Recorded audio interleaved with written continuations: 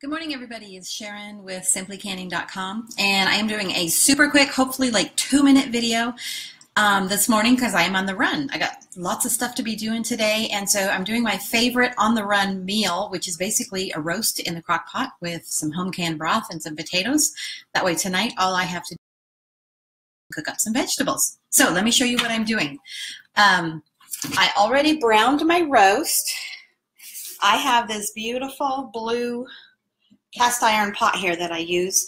I browned my roast and then I stuck it in my crock pot with 3 potatoes, 2 regular white potatoes for my guys and a sweet potato for me. Now I am simmering some chicken broth in the same pan that I cooked my, that I browned my roast in. I used a quart this morning of chicken broth. If you have beef, you can use beef. You can use whatever kind of broth you have. This is a beef roast, but I'm using chicken broth, and it doesn't matter. You can use any kind of broth you want. I'm putting it in there. It just came to a boil. What I'm going to do is I'm going to go ahead and whisk it up a little bit. This is kind of hard to do.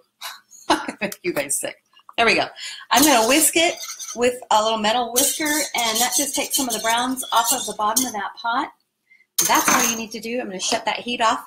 Now I'm going to go ahead and just dump that over my roast in the crock pot.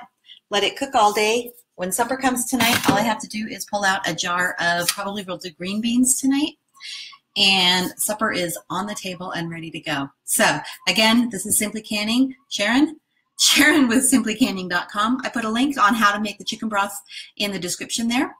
You guys have a great day. God is good. I gotta run. Bye.